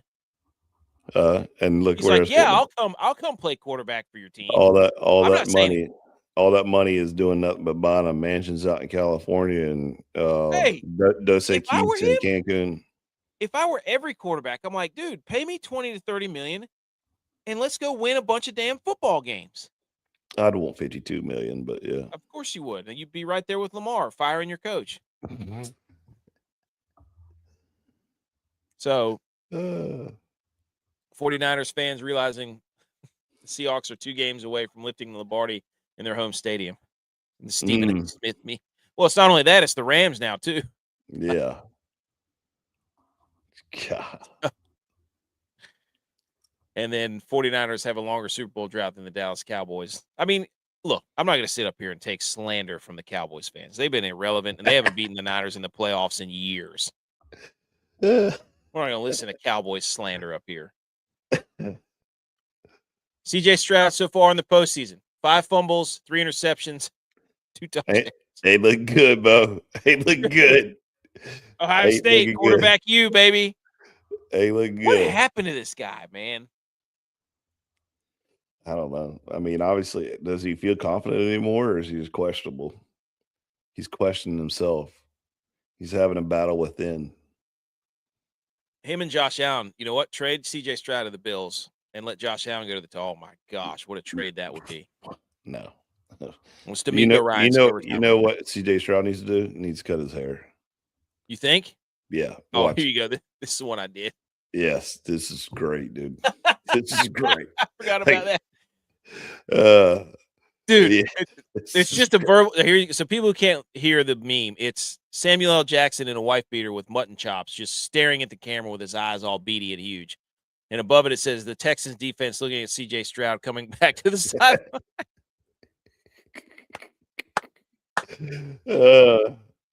Dude, I wonder what that locker room was like afterward. Like, I wonder if he apologized to his teammates. The Patriots defense was a story of the first half. 4 takeaways and a defensive touchdown. Forced 22 plays of 0 or negative yards, most for any team in the playoff first half this century. They blitzed on 52% of the dropbacks, their season high and their highest in the last 20 postseasons. They allowed 0 yards per rush before first contact. Dude. The Texans hit at or behind the line of scrimmage 8 of 12 rushes. If you're the offensive line for the Texans, I don't know, you got to cover your man's mortgage for a year or something, or rent, because that's bad. That's bad. You got to give back the Christmas gifts. Yeah. You need to go buy a Christmas gift for your running backs and your quarterback. Drake May completed 16 of 27 passes for 179 yards, 3 touchdowns, and an interception in the Patriots divisional round win over the Texans. Especially effective against man coverage, completing 8 of 12, 106 yards, and all 3 touchdowns. Don't run man coverage against Drake May. He threw that first touchdown. He threw was right in it. They blitzed Petrie hot off the right side, if you're the quarterback, the right side, and he threw that slant right where he blitzed from, and it there was nobody there in the middle of the field. Yep. I was like, I love seeing that. For all the Patriots scheduled people out there, the 28 points New England scored tonight is the third highest point total a team has put up against the Texans, only behind the Colts, who scored 30. The Jags scored 29. No more excuse to discredit this team. I'm gonna push back on you there, James, because CJ Stroud threw a pick six, buddy. Okay, hold your horses. CJ Stroud was giving the Patriots short fields all night. That is not a Texans defense problem. Don't come up in here and forget that CJ Stroud threw a pick six. How about this stat, Edge? Every AFC championship since the 2011 season has featured either the New England Patriots or the Kansas City Chiefs. That sucks. Yeah. It's like what's the meme where everybody's like, finally the Chiefs, their dynasty's over. And then like pull the curtain back. Scooby-Doo meme, and it's like, damn it, man. They pull the mask off, and it's Fred looking at Fred or whatever it is. Yeah. Unbelievable. 15 years, man. Could somebody else CJ Stroud, did you not know what was at stake? The Falcons are going to hire Stefanski. I don't even know how I feel about that. I don't even know what to say anymore. We're not even going to. And then the Titans are probably going to hire Saleh. It blows my mind, though, that these NFL teams take coaches from garbage teams and just rinse and repeat them like, oh, well, he's got what we need to get fixed. And like, why don't you just bring some new blood in? Why can't it just be like, yeah, you've seen what this guy's done for like 8 years. We all know where the greatest offensive line coach in the history of college football is at right now. And I guarantee you he'll be the greatest offensive coordinator for any pro team that'll call him. And then eventually be the greatest head coach for any team that'll call him. Like, why can't we get somebody new in here instead of just keep taking these garbage coaches with the same garbage concept that isn't working and think that it's going to work for your system and then turn around and fire them 2 to 3 years later and saying, we need something else. Well, no shit. What did you expect? Well, they just did this with Raheem Morris. Raheem Morris was a head coach. He was terrible. They said, you know what? We'll give Raheem Morris another shot. He was terrible. Kevin Stefanski's been winning like 3 or 4 games for the past 3 years. You know what? If we just change his colors and put a different logo on his hat, he'll be great. Don't understand it. Why? I just don't understand why they think there's some barrier of like, well, he's an NFL coach. Well, that doesn't care. I don't care. Like, just because he's an NFL coach doesn't mean he can coach for all 32 teams. You know, I used to think he was a genius until he kept winning 3 games a year. Like at a certain point, you are what you are. Oh, but yeah, he's expected to be named the Titans head coach, Robert Saleh. Why do you want to go to the Titans? I don't know. That's hilarious because that'd be in the same division as Liam Cohen. Maybe that's why. Taxes. That's the only reason he wanted to go. Oh, that's a good point. He's fed up with California, wants to go to Tennessee and get tax-free stuff. And he wants to play Liam Cohen twice a year. There you go. Because they almost fought in the regular season. All right, let's move to the College Football National Championship real quick. Some notes. That's funny. It's funny. Hold on, let me hit some. We haven't hit a single music thing yet. Let's break this up a minute as we're ending the show. Shh.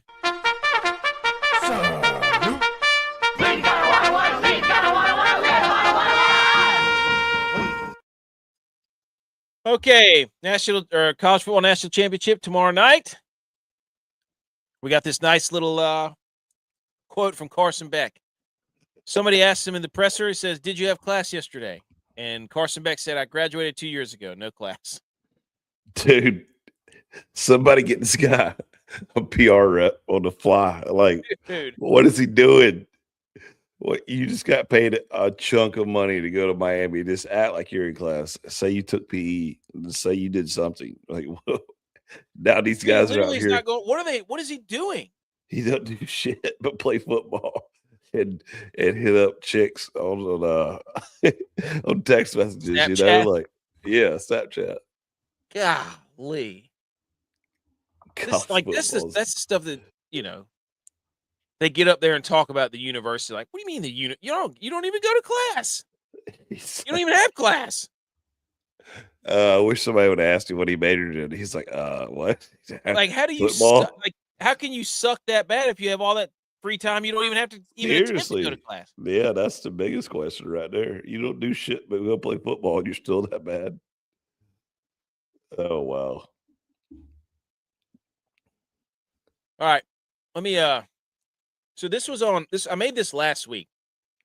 Miami, Indiana. Indiana was favored by 8.5 last week. I'm gonna look and see if it's changed any.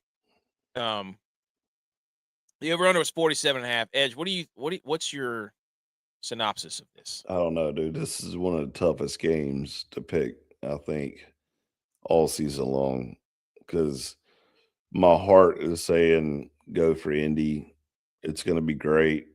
You know, they're pretty much the all-around best team, but then Miami's defense, since I've been talking shit about them all year long, You should get a ring. this keeps coming back and punching me in the mouth, and so of course they're the only ACC team. I like to see an ACC team win national championship, even though they want to leave the ACC. So I don't know. I'm torn on it. I think Indiana's going to win this. But then I keep going back. I'm like, man, that defense from Miami, though, they're mean. And I don't know. It's a coin flip for me. What do you think? I don't think if Indiana gets out ahead, it's over. How far ahead though? Like, because I think they can come back if they're down 2 touchdowns. 14 no, I think points. if it gets to 10 or 14, they're going to be in trouble because then you can't lean on Fletcher. You can't do a little pop pass to Tony. Like you're going to but if they're down, if Miami's down 14 though, you still can sit there and say there's going to be a pick 6 on the defense, so they're still just down 7. Yeah, it's just so hard. Indiana doesn't beat themselves. I mean, watch them play like 2 playoff games, and they have not made. I don't know if they made a mistake. I know. I don't even know if they have a penalty on them. So, I just don't trust Carson Beck if this thing gets. No one trusts Carson Beck. Yeah, I mean, if they have to rely on him to score points in a hurry, then or try to keep up in a shootout. There's no way. Yeah, I mean, if Cam Ward was sitting at quarterback right now for you, I would be like, oh, no doubt, it's going to be Miami. But that's a good point. It has come down though. It was 8.5. Now it's 7.5. The spread. So people are kind of Miami is getting some pull here. So I don't know. It's going to be a good one. Over under hasn't changed at all. Sucks that it's Monday though. Golly, it's so. Well, yeah. Well, at least I think it's starting at 7:30. At least you start at like 8 or 9. Like, can we just think about the people that actually work in America? I mean, I know AK he doesn't go into work till 11 o'clock anyway, but most people have to go in at like 5:30 or 6 in the morning. It's gonna be a rough one. But you got some people like, oh, we're not gonna watch. I'm like, are you kidding me? It's one of the last football games of the year. You better watch it. Of course, you're gonna watch it. What are you gonna do? Watch 72 Wheel of Prod Fortune says, instead?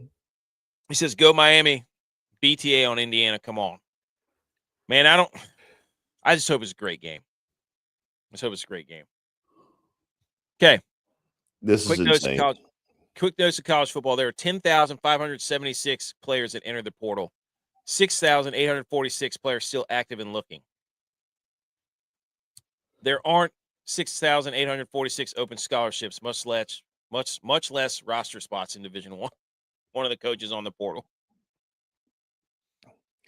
Like these kids are going to be done. Like they're not going to play again. Well, I don't know. So this is my question though. This is just D1, correct? Yeah. Okay. Is this guys that are transferring from D2 schools trying to get into D1? Oh, I don't know. Because I feel like that's what a lot of the portal trash is supposed to be, is like D2 and 3 players trying to get to D1 school, so they're going to enter the portal that way. And I'm not really sure, how the portal works or if they're allowed to do that or whatnot. But I mean, there's 6,000, there's 10,000 players, first of all, in the portal. What the F is going on? I mean, that is insane. That's a busy interstate of crap right there is what that is.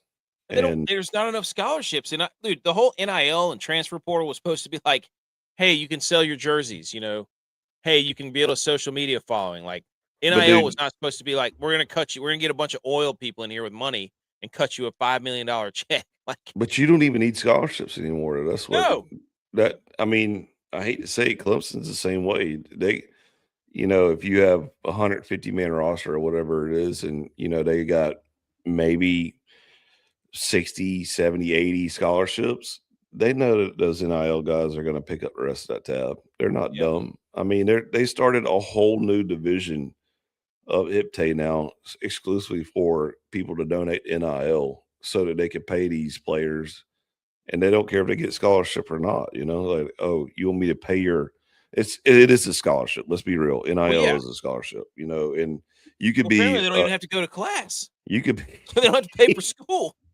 I mean, hell, Carson Beck.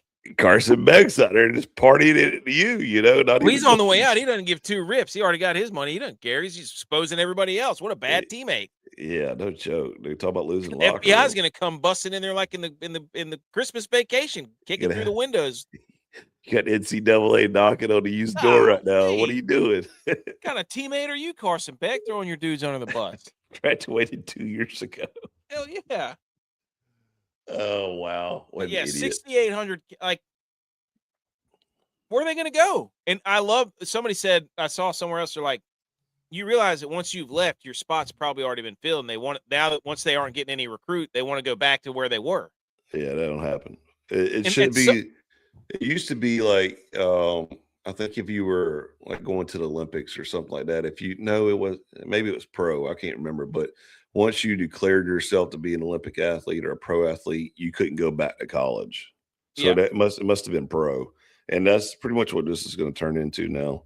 I also feel like too that the NIL has destroyed, I mean, we said this a million times, destroyed college football, but think about like all these kids that are in JUCO. Like, are they in the portal now too? And that's part of that 6,800 trying to go to D1 school. Like, hey, look at me. I'm, a JUCO kid that is trying to go to Alabama or Auburn. Like, that's taking up a lot of leeway and a lot of head trash too. But man, it's getting so bad. I think Tech said this a while back. Like, if you're high school junior or senior right now, the only way that you possibly can probably get into college football right now is to go JUCO and then sit there and put some film out so that you can hit the transfer portal, because there's not many people going out recruiting anymore. And I would love to get Maru on the show one day and talk about the NIL, because are they going to visit high schools and still doing it the old school way and trying to recruit legitimate talent, or are they just watching film on everybody else on who's in the portal? Or if I don't know if you've seen the Nevada coach. He's like, yeah, we'll gladly be the farm team for, I think it was USC or something. He's like, we'll take all the high school recruits and we'll just, hey, you send them back. He's like, we'll be like a correctional institute. When you got somebody that you can't get straight, we'll coach them up for you. Like, we know how to coach down here. We know how to develop players. Yeah. So he's like taking a shot at USC or whoever it was, but also saying we can coach these kids up. Come play for us. Yeah. We'll make you to where you can get to where you want to go.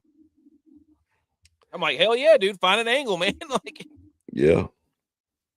But well, I mean, you remember that what was that show, The U or something like that, a while back on Netflix that had that winningest coach in JCO history, or like he took basically everybody that had issues and was just dominating them and was like, 10 national championships or whatever. Yeah. Last Chance U. Last Chance U. That's what it was. Yeah. I mean, like, he did the same thing. He's like, I'll build you. You're going to go, but you're going to listen to my system and develop, the way you're supposed to. Yep. I don't know. It's going to be weird, man, but there's going to be a lot of changes coming up, or it's going to get even worse. Well, I mean, there's got to be some sort of rule. Like, I mean, those you know what the issue is? Is all those kids, they've just ruined their careers. And there's nobody that's going to be there to guide them back to where they need to go. No. You see what I'm saying? Like if I'm an agent or if I'm somebody who's talking to one of these kids and be like, I want you to look at this number. Not only is it hard to get recruited in a scholarship out of high school at a D1 school. That's what I'm saying. Yeah. Then you enter the transfer portal and you've got, 70% of people who have entered haven't even signed yet. Yeah. Like 7 out of 10 kids aren't going to sign from the transfer portal, it looks like. So yeah, it's like, I mean, who's going to have those hard conversations? We know that you think you're good. You think you're good, but these are the numbers, and like you think you're going to be, you're going to be a pro football player is what you think one day, but those numbers are even more far fetched, and it is a dream. Like they're chasing the short term reward of I get to make a big post, it gets to be about me. Then I think somebody's going to come looking for me and send me a DM and, get all this dopamine high. When in reality, it's like, why don't you stay and learn how to play and develop and be a teammate and build something? But that doesn't give you the short-term reward. Like, people don't understand the human physiology and the anatomy of what happens when you constantly feed short-term reward. You don't look to the future. I couldn't imagine playing for 4 schools in 4 years, though, man. It seems exhausting. Yeah, dude. I mean, to the logistics of it. They have to enroll and transfer your credits, or I guess they don't freaking go to school anymore, so it doesn't matter. They don't care about school, dude. Damn, I'm over here like, man, you imagine like going to your advisor and be like, I got to get all my credits to transfers, and they used to not even transfer. Like you couldn't even transfer, so you wouldn't even be eligible because some of your credits wouldn't transfer. That's right. And you'd be a sophomore, but your eligibility would be a junior. It's all this nonsense. I just on top of just like the academic side and the moving part and logistics part of all that, but think about the relationships you build in the locker room. Like you don't even, you just kind of go there and you're just to yourself. You're listening to your headphones instead of like going out, hanging out with the boys and doing locker room stuff because your mind is already next. Where am I going next? I already put film out. I'm about to hit the portal. I'm about to get paid somewhere else. And you don't build those relationships to where, 10, 15 years from now, you're sitting on a podcast with one of your buddies from school, what are they going to do next? It's going to be exhausting 4 years. And then afterwards, it's going to be a long life where they're going to have like, wow, I kind of screwed that up. Well, they're trying to TikTok our football. They want to swipe left and swipe right on schools. Yeah. That's what this is. That's what they're doing. You're not building any connections. You're looking for somebody to tell you how sweet and pretty you are. What pride would you have in a school though? Like say you went to 4 schools and you're in your late 20s, early 30s, and one of those teams are going to be doing, great, going off to the playoffs or something. Would you say, oh yeah, I went to Clemson and played, my sophomore year, or, oh, I went to Duke and played my junior year? Like, would you have any like allegiance, I guess, to where do you go on homecoming? Like homecoming weekend, where are you going? You got to rotate every 4 years. Like for homecoming game. It's like your in-laws' Christmas. Yeah. Like, oh, we went there last year. We can't go back. I don't know. It's crazy though, man. There's one guy that been at 6 different schools. I'm like, it's time for you to hang it up there, bud. Yeah, it's stupid. And then the college football playoff committee, they won't reach an agreement on expansion after meeting of the power leagues on Sunday. So it's going to stay at 12. The Big Ten wants 24. The SEC wants 16. So they're having a pissing contest. And just leave it at 12, dude. Well, I think there's one more meeting, right? Yeah, but it's no agreement yet. Is anybody surprised by this? No. That they can't come to an agreement? Of course not. No. Right? The SEC's got, they've got, massive ladywood in their pants because they're the ones playing in the damn championship every year. And so they're big body in the SEC. They got no room to talk this year, though. They got no, Indiana. The SEC. Yeah, the SEC. I mean, the SEC couldn't even get officials to ref the game, so they can't even get any foot in the door at the national championships. Big 12 refs. Yeah. But the SEC's, they still think they're living. Hey, let's enter the meme. Let's get you back to bed, Grandma. They think it's still 2005 again. Whenever they had the only TV contract with ABC and the BCS, like, come on, it's not that way anymore. Just leave it at 12, man. Just stop changing everything all the time. Just stop it. The playoff this year is awesome. What you need to fix is not have 73 days between semifinal games and the Natty. I agree with that. Yes. So, picks of the week still not done. Bills, Dude, Broncos. You My still apologies. didn't fix it. You didn't fix it. I know you're supposed to be Rams. Okay. I don't know that did Stafford. Hold on. Did Stafford? Did he? What was his rushing yards? Oh, I don't know if you got one or not. Hold on, I'm going to the box score. Matt Stafford had 1 carry for -1 yards. There you go. Oh, you got him, dude. Okay, so that's 1. ButchP gave you 49ers plus 7.5. What an idiot. Hey, I said it too. I said, give me Niners money line at the beginning. And then once I saw Butch come through the text, I was like, oh, thank God. Saboteurs. Luther Burden had 24 yards receiving. DYLON, you idiot. He actually had the 3rd lowest receiving yards. Wow. For the Bears. Way to go, dude. And then the Rams won. So right now we are 1, 2, 2, and 3. So it depends on Tex if we can get back to 500 for one more round. Oh, Tex went Miami. Wow. He went Miami over Indiana. He went Miami and Indiana over 47.5. And I'm like, really? The 2 best defenses in the country, and you think this is going to be a shootout? And he said, "Yep." Look, go back to the last slide real quick. Look, we got some beef to hash out here. Okay. We've already talked shit about your upset advisory, so how you're terrible at picking that. And I think you were pretty bad at the rest of the college football games and stuff. But dude, that 9-10 record right there. It's going to be 9-11. Okay, dude, come on. You got to step it up, man. You can't be the host of the show and have the worst selection out of everybody. Hey, my bowl picks were hot though. That was the only thing that was hot though. You went 0-5 or something. I'm a postseason player. Sorry, I believed in the Bills. I'm sorry. I thought Josh Allen was the greatest player on the planet. Said he's throwing picks all over the place. Yeah, apparently Butch thought the Niners were the greatest team too, like you said before, but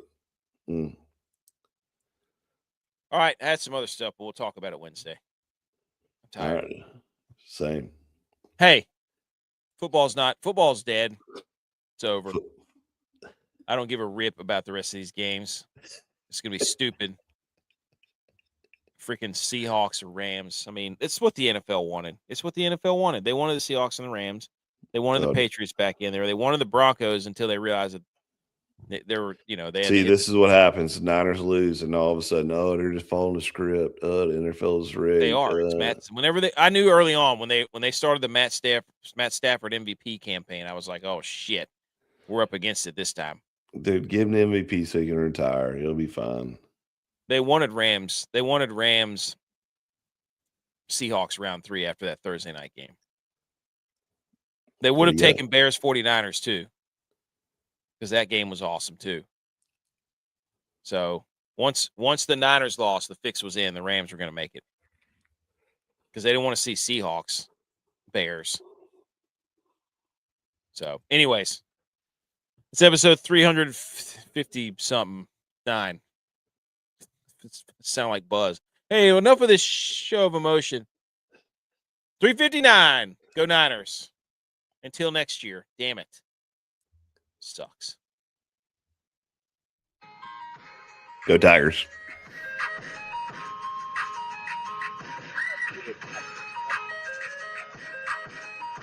They said the camo hat is fire.